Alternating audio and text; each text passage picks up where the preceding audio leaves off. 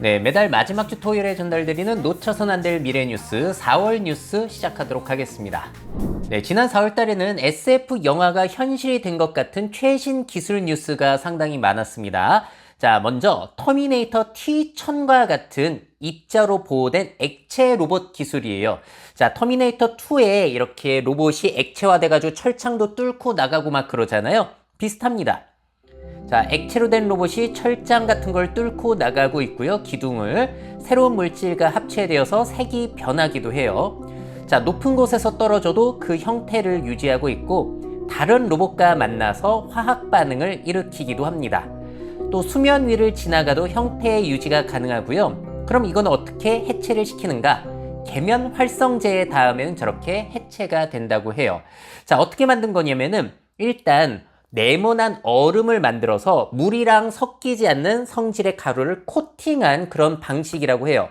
그럼 처음에 왜 얼음을 사용하는가? 그래야만 형태가 유지된 상태에서 가루 코팅을 하기 때문에 얼음으로 시작을 하는 게 유리할 수가 있다는 거죠. 자, 그리고 얼음이 녹을 때 표면에 있던 입자들이 물 표면에 남아가지고 코팅층이 형성이 된다고 합니다.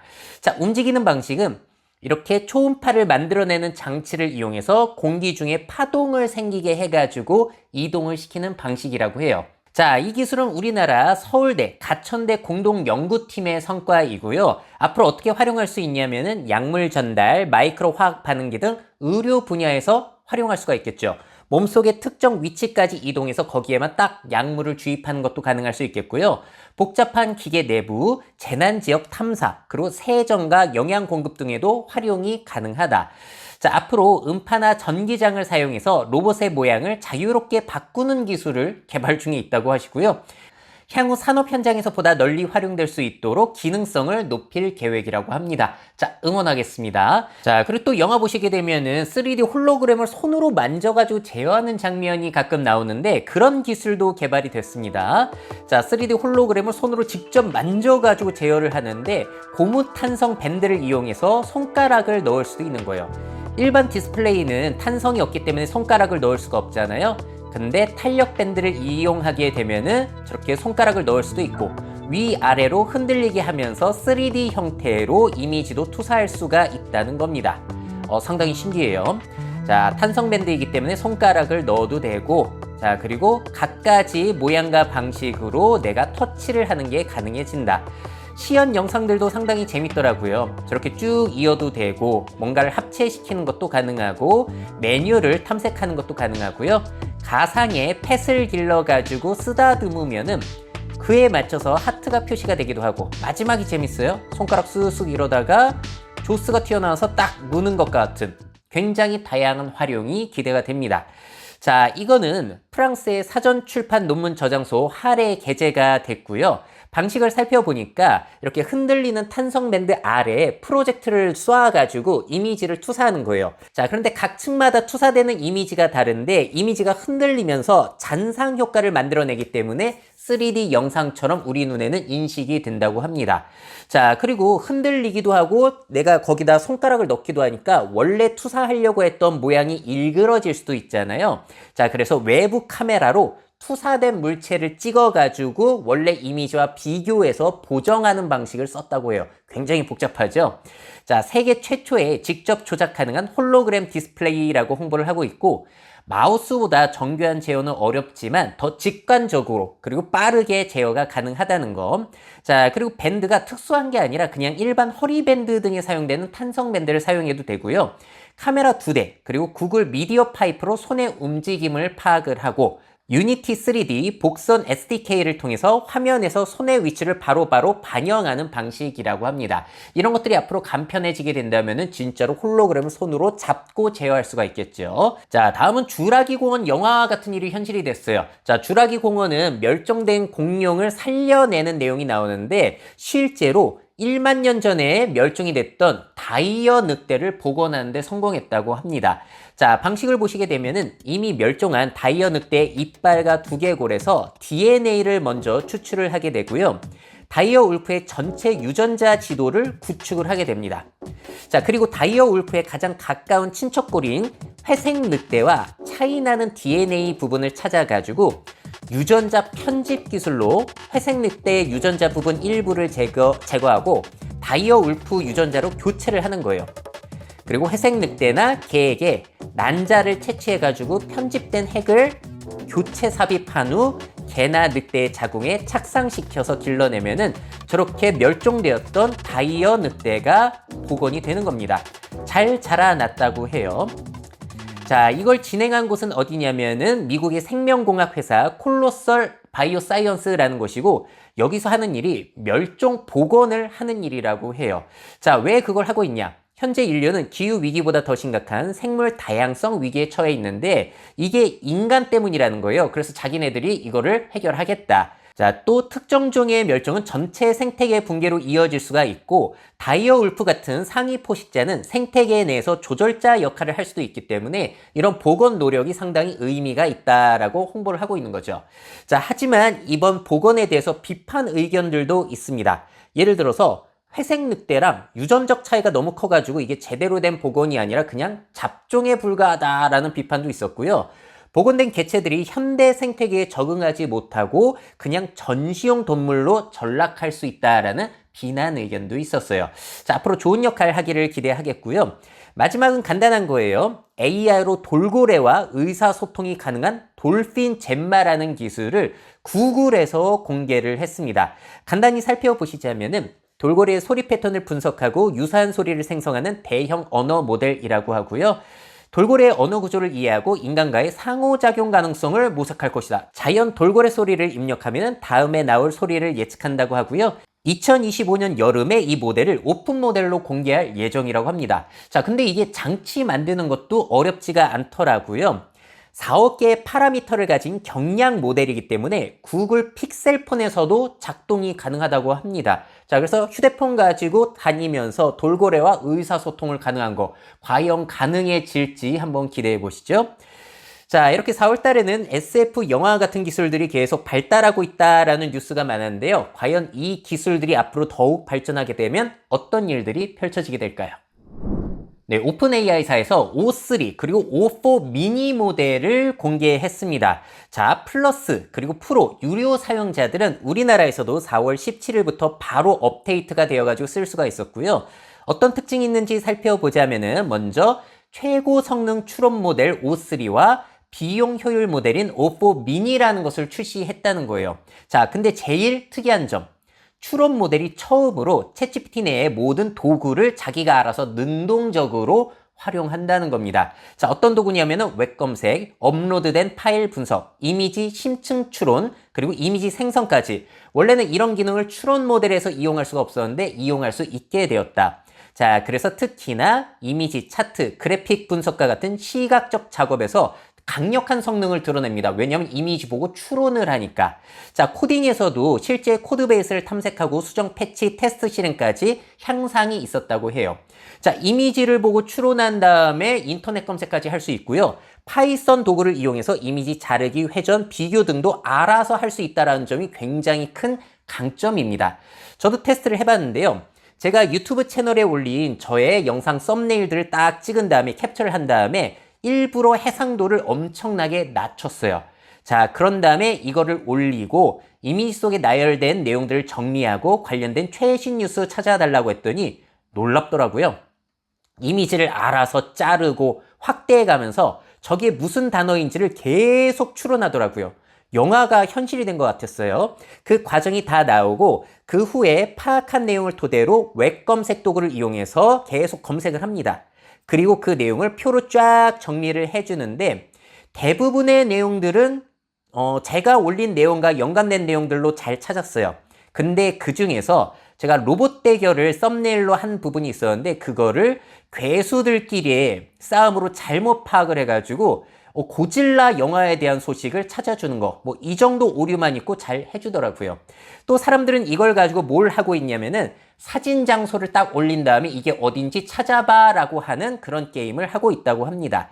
X 계정의 이 사람 같은 경우도 자, 이 사진 가지고 이게 어디인지 찾아봐 라고 했더니 챗GPT O3 모델이 딱 확대하고 분석하고 하면서 이게 어디 같습니다 라는 것을 알아내더라라는 것이죠. 물론 GPT-4.5에서도 되던 기능인데 정확도가 살짝 향상이 되었다라는 그런 소식들이 많이 올라오고 있습니다. 근데 불안한 점은 이러면 누군가가 사진 보고 스토킹하는 거 아니냐, 개인정보 침해가 일어나는 거 아니냐라고 우려가 나오고 있어서 테크크런치사가 오픈 AI사에 서신을 보냈더니 이런 내용이 왔어요. 자, 이 시각적 추론을 도입하여서 접근성, 연구 및 긴급 대응 시 위치 식별과 같은 영역에서 더욱 유용하게 사용할 수 있습니다. 정말 그렇더라고요. 누가 산속에서 길을 잃었을 때나 교통사고 당했을 때 위치 추적에 도움이 될 가능성도 있을 것 같은데 그 밖에도 안 좋게 활용할 가능성도 있기 때문에 거기에 대해서 대비를 하고 있다라는 형식적인 답변이 왔습니다. 아무래도 좋은 활용과 안 좋은 활용이 동시에 일어날 수 있을 것 같죠? 자, 그리고 오픈AI사는 차세대 모델이 성능 향상이 있었다라면서 벤치마크 성적을 공개하고 있는데요. 아무래도 도구 활용까지 하게 되면서 갖가지 테스트에서 수학이라든지 코딩 등에 있어서 성능 향상이 있었다. AGI를 테스트하는 환경에서도 성능 향상이 있었다라는 걸 보여주고 있고 시각적 추론을 하다 보니까 딱 찍어가지고 수학 문제를 푼다든지 논문 속에 여러 가지 어려운 것들을 풀게 했을 때 잘 풀어준다라는 것을 홍보하고 있었지만 문제는 이 새로운 모델이 더 많은 환각을 일으킨다라는 거. 자, 이전 모델 대비 2배나 높은 환각을 일으키고 있다는 거예요. 무려 O3가 33%, O4 미니는 48%. 그래서 정확도가 중요한 업무에서는 현재 사용이 어려울 수도 있는데 문제는 오픈 AI사가 아직 그 원인을 발견하지 못했다고 합니다. 자, 오픈 AI사의 새로운 모델, 특히 추론 모델이 도구를 활용하고 이미지를 추론하면서 굉장히 강력해졌는데 더불어서 환각도 늘어나고 있는 상황. 그래도 점점 발전이 되고 있기 때문에 또 차세대 모델, 다른 서비스의 차세대 모델에 있어서도 좋은 성과가 있지 않을까. 그래서 또 다양하게 활용이 될 수 있지 않을까라는 생각이 들었습니다. 네, 구글에서 AI 에이전트들끼리 협력을 할 수 있는 A2A 프로토콜이라는 것을 공개했습니다. 자, 내용 정리해 보자면은 서로 다른 AI 에이전트들이 소통하고 협업하는 개방형 프로토콜을 개발했다는 거예요. 그래서 다양한 플랫폼과 앱 위에서 에이전트들끼리 연결되고 정보 교환하고 작업 조정이 가능해진다. 자, 그런데 이 연결하는 방식을 HTTP, JSON, RPC 등 이미 쓰이고 있는 기술을 활용해서 쉽게 통합할 수 있게 만들었다는 거예요. 자, 오픈소스로 공개되면서 누구나 기여가 가능하다고 합니다. 자, 그래서 이게 뭘 의미하게 되냐면은 사용자가 AI에게 뭐 해달라고 요청을 하면은 AI가 그걸 다 처리하는 게 아니라 거기에 특화된 AI 에이전트들에게 일을 할당해가지고 대신 일을 시키고 그 자료를 취합하는 방식이라고 해요. 자, 그 시연 영상을 공개하기도 했는데 너무 복잡하더라고요. 그래서 잘라서 보여드릴게요. 나는 이렇게 요청하는 겁니다. 소프트웨어 엔지니어 직무 채용을 진행 중이야. 첨부된 것은 직무 설명서야. 이 담당을 채용하는 데 도움을 줄 수 있어 라고 했더니 AI가 자기가 처리를 하는 게 아니라 적합한 에이전트들을 딱 찾아보니까 소싱 에이전트가 이때는 제일 나은 것 같다. 걔한테 일을 맡기겠다라고 하면서 일을 맡겨버리는 겁니다. 자, 그리고 일 처리를 또 하다가 내가 후보자들 경력 체크를 또 해달라고 했더니 그때는 심볼 백그라운드 에이전트가 제일 나은 것 같다라고 하면서 최적의 에이전트에게 일을 할당하고 마지막에 그 결과물을 딱 정리해서 이틀 안에 제공하겠다. 이런 방식이 앞으로는 가능해졌다라는 겁니다. 자, 그렇다면 궁금한 점. AI가 어떤 에이전트가 뭘 잘하는지 어떻게 알 수 있는가? 자, 나는 뭘 잘한다. 어떤 특징이 있다. 이런 에이전트 자기소개 카드들을 제이슨 형식으로 각각 만들어 놓는다고 합니다. 에이전트 카드를 만들어서 홍보를 할 수 있다. 자, 그거 보고서 AI가 어떤 에이전트를 사용할지를 찾게 되는 방식이라는 거예요. 자, 그러면은 제휴된 각 기업들에서 특화된 AI 에이전트들을 만들고 에이전트들이 서로 협력하는 것이 가능해진다는 것인데요. 그러면은 비용 측면에 있어서도 구글이 다 처리를 떠안지 않아도 되니까 효율적일 수 있을지도 모르겠습니다. 자, 그리고 또 뭐라고 공개를 했냐면은 이 A2A는 엔트로픽사의 모델 컨텍스트 프로토콜 MCP를 보완하는 오픈 프로토콜이다라는 것을 명시해 놨는데요. 자, 이 MCP라는 것은 클로드를 운영하고 있는 엔트로픽사에서 작년 11월에 공개한 건데 요즘 개발자들 사이에서 굉장히 화제인 그런 방식이라고 합니다. 소개가 나와 있는데 한번 보실게요. MCP는 애플리케이션이 LLM에 컨텍스트를 제공하는 방식을 표준화하는 개방형 프로토콜입니다. MCP를 AI 애플리케이션을 위한 USB-C 포트라고 생각해 보세요. USB-C가 다양한 주변 기기 및 액세서리에 기기를 연결하는 표준화된 방법을 제공하는 것처럼 NCP도 AI 모델을 다양한 데이터 소스와 도구에 연결하는 표준화된 방법을 제공합니다 라고 설명을 하고 있습니다. 그러니까 AI가 사용할 수 있는 데이터, 프로그램의 연결 방식을 MCP 방식으로 통일하자는 거예요. 자, 그러면은 각각의 방식으로 만들어졌던 프로그램, 앱, 서비스를 MCP 방식으로 제공할 수가 있게 되거든요. 그럼 AI가 여기에 연결되어서 일 처리를 할 수 있게 되는 겁니다. 자, AI의 각종 도구들을 연결하는 표준 규약 아니면 통신 방식이 생겼다라고 생각하시면 쉬울 것 같아요. 자, 이게 인기가 있다 보니까 오픈 AI사 챗GPT에도 이 방식이 도입이 되기 시작했습니다. 자, 이걸 영화로 비유 드리자면은 영화 그녀의 사만다 AI처럼 한 AI가 MCP로 처리된 다양한 정보에 접근해서 정보를 긁어와서 통합해서 해결해 줄 수 있게 되는 그러한 방식이라고 생각해 주시면 될 것 같아요. 자, 그래서 MCP와 A2A의 차이점을 좀 예시로 설명드리자면은 만약에 내가 스페인 여행 갈 거니까 여행 계획 짜달라고 했을 때 MCP는 뭐 비행에 특화된 대한항공 앱에 접속하고 호텔 예약에 특화된 아고다 서비스에 접속하고 캐치 테이블 같은 데에 직접 들어가가지고 데이터나 앱을 전송받아가지고 다 처리를 해주는 방식입니다. 한 AI가. 근데 A2A 방식은 내가 스페인 여행 가고 싶다라고 하면은 비행이면 비행, 호텔이면 호텔, 레스토랑이면 레스토랑 각 분야에 특화된 에이전트들에게 일을 할당을 시킨 다음에 그 결과들을 통합하는 방식이다라고 생각을 하시면 될 것 같아요. 자, 한 AI가 어떻게 그런 걸 다 잘할 수 있냐? 잘하는 에이전트들끼리 분담하고 협력하게 하자가 A2A 방식이다라고 생각하시면 될 것 같습니다. 자, 이렇게 A2A와 MCP가 발달하게 되면서 AI 에이전트가 할 수 있는 일들도 늘어날 수 있을 것 같거든요. 이게 우리의 직업과 업무, 생활에 미칠 영향에 대해서 여러분들은 어떻게 생각하시나요? 네, 지난 4월 달에는 동영상 생성 AI 서비스들의 업그레이드 소식이 있었는데요. 제가 몇 달 전만 하더라도 일반인들은 아직까지 이거 그렇게 유용하지 않으니까 쓸모가 없을 것 같아요 라고 회의적이었거든요. 근데 이제는 드디어 쓸모가 많이 있어진 것 같습니다.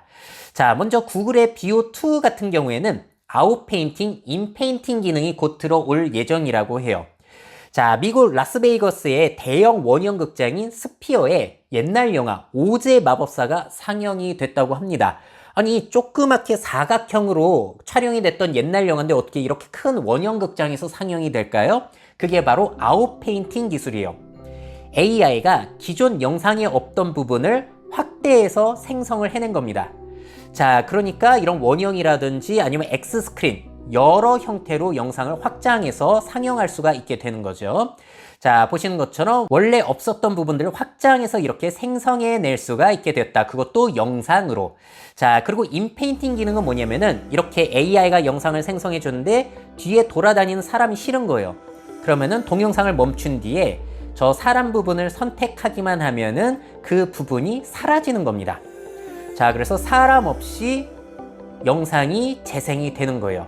자, 이게 왜 좋은 거냐면요. 원래 영상을 만들고 일정 부분이 마음에 안 들면은 아예 처음부터 새로 만들었어야 되는데 이제는 일정 부분만 동영상에서 수정하는 것도 가능해졌다라는 겁니다. 자, 그리고 이 BO2 같은 경우에는 드디어 제미나이의 유료 모델에 통합이 되었어요. 720픽셀로 8초 영상을 생성할 수가 있는데 무한은 아니고 월간 생성 한도가 있다고 합니다. 자, 그리고 공유 버튼 눌러가지고 쇼츠로 바로 업로드하는 것도 가능해졌다고 해요. 유료 사용자들에게만. 자, 그런데 아쉽기는 하더라고요. 아까 보여드렸던 아웃페인팅, 인페인팅 기능은 아직 들어있지 않고 내가 만든 이미지를 올린 다음에 그 이미지로 동영상 만드는 건 현재 사용할 수가 없습니다.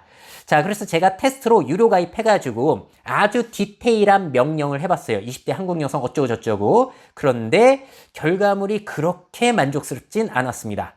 한국인이라고 보기도 어렵고 점의 위치도 애매하고 사랑이라고 글이 적혀져 있는 티셔츠를 입고 있다고 했는데 한국어도 반영이 제대로 되어 있진 않았어요. 그래서 굳이 이것 때문에 제미나이 유료 가입은 안 하셔도 될 것 같고요. 대신에 구글 AI 스튜디오라고 검색하셔서 들어가시면은 여기서 여러분들이 BO2를 현재 무료로 생성을 체험해 보실 수가 있으십니다. 자, 최강 동영상 생성 AI 모델이라고 소문난 것처럼 진짜로 잘 만들어질 때가 많아요. 한국인 남성이 햄버거 먹고 있다. 원래는 저렇게 음식 먹는 영상 만드는 게 진짜 어려웠거든요. 자연스럽죠? 물리적 법칙을 제대로 구현합니다. 스테이크 써는 것도 제대로 안 됐었는데 이제는 아주 자연스럽게 저런 것들이 구현이 되더라. 자, 그래서 공짜로도 여러분들 체험해 보실 수가 있으시고, 자, 이거보다 여러분들에게 더욱더 보여드리고 싶은 소식은 뭐냐면은 런웨이라는 동영상 생성 서비스에서 4세대 모델 젠4가 나왔는데 이거는 일관성 유지를 자랑하고 있습니다. 자, 일관성 유지가 진짜 어려웠어요. 그러니까 영상 만들 때도 어려움이 있었는데 이제는 인물의 특징이라든지 사물의 특징을 그대로 유지하고 글자도 그대로 유지한 상태에서 영상이 이어진다고 합니다. 새로운 세대의 일관성 제어 가능한 미디어가 여기 있습니다 라고 홍보를 하고 있죠. 자, 그래서 제가 유료로 가입을 해가지고 또 테스트를 해봤어요.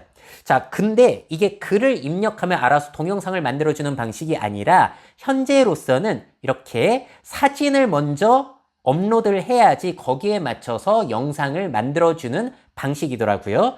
자, 그래서 제가 아까 BO2에서 만들었던 그 사람 이미지를 먼저 챗GPT를 이용해서 그대로 구현을 해놨습니다. 사랑이라는 글자도 있고 점도 있는데 제가 원래 코에다가도 찍어달라고 했는데 그건 안 해줬어요. 자, 이 이미지 잘 기억해 주시고 이거를 런웨이 젠4에 돌렸을 때 어떻게 되는지 보시죠. 뒤 돌았다가 돌아서면서 활짝 웃는다라고 했는데 점 위치라든지 사랑이라는 글자라든지 타투라든지 그런 것들이 너무 일관성 유지가 잘 되고 있습니다. 제가 이것저것 테스트를 해봤는데 너무 잘 돼서 놀랐어요. 물리적인 법칙 역시도 구현이 아주 잘 됩니다. 자, 스테이크가 진짜 자연스럽게 썰리고 있는데 크기가 살짝 줄어든 것 같긴 해요. 자, 그래서 드디어 쓸만한 동영상 생성 AI 서비스가 생겨나고 있구나라는 것을 런웨이를 통해서 확 느꼈던 것 같습니다. 자, 근데 문제는 뭐냐면요. 이게 월로 가입할 수 있는 게 월 15달러, 우리나라 2만 원이 조금 넘는데 그러면은 5초짜리 영상을 딱 10번 정도 만들 수 있습니다. 10번 테스트하다 보면 그냥 끝나버리는 거예요. 그래서 진짜 제대로 이걸 만들 사람이 비싼 요금제로 가입해서 사용할 거 아니면은 굳이 여러분들 가입하실 것까지는 아직 없지 않나라는 생각이 들었습니다. 자, 그리고 중국의 클링이라고 하는 유명 AI 서비스도 2.0 버전을 공개했는데 이것도 일관성 유지라든지 이렇게 물리적인 법칙까지도 더욱더 향상이 되었다고 해요. 그래서 엎치락 뒤치락 여러 가지 서비스들이 경쟁을 하면서 진짜 이제는 쓸모가 있어졌다. 하지만 그 와중에 오픈 AI사의 소라는 현재 업데이트가 없기 때문에 스테이크 하나도 제대로 썰지 못하고 있는 가장 뒤처져 있는 상황입니다. 자, 그리고 또 이렇게 발전하는 와중에 AI를 이용해서 1분짜리 통과제리 영상을 만든 사례도 있었어요. 자, 사람이 작성한 시나리오에 맞춰서 알아서 AI가 통과제리 영상을 이렇게 만들었다고 합니다. 자, 일관성 유지가 잘 되고 있진 않죠. 막 팔이 사라졌다 생겨났다 그러기도 해요. 자, 제리가 뭘 하고 있고 톰은 뭘 하고 있다만 입력하면은 그래도 이렇게 1분짜리 영상을 이어서 만들 수가 있다고 합니다. 글자 깨지는 것도 좀 아쉽긴 한데, 자, 이거는요 엔비디아와 스탠포드 대학교 연구진이 발표한 기술이고 테스트 타임 트레이닝이라는 기술을 활용했다고 해요. 자, 사람이 시나리오를 작성하면 AI가 이를 3초 단위의 장면들로 나누게 되고 전체 이야기 흐름을 기억하면서 앞뒤 장면이 잘 이어질 수 있도록 한다고 합니다. AI가 실행 중에서도 스스로 조금씩 학습하면서 더 똑똑해지는 구조라고 하고요. 기억 장치를 작은 신경망으로 만들어서 표현력을 훨씬 높였다고 해요. 하지만 아직까지 속도가 느리고 아주 복잡한 카메라 움직임은 어렵다라는 한계점도 있다고 합니다. 자, 하지만 이게 앞으로 발전하게 되면은 나는 시나리오를 적기만 하면 알아서 영상을 1분, 나중엔 10분, 나중엔 1시간도 만들어낼 수 있을지 모른다는 거예요. 자, 그리고 또 이런 것도 보너스로 보여드릴게요. WPP라는 회사가 아틀라스 로봇, 캐논과 협업해서 시도한 겁니다. 자, 이렇게 아틀라스 로봇이 사람 대신에 카메라로 영상을 찍는 거예요. 자, 이 로봇 학습에는 엔비디아 코스모스를 활용했다고 하는데 이게 가능해지면은 위험한 지역에서의 촬영은 AI 로봇에게 시킬 수 있을지도 모른다라는 기대감까지 내비쳤습니다. 자, 영상 제작의 미래는 진짜 앞으로 어떻게 바뀔까요? 상당히 기대가 되는 부분인 것 같아요.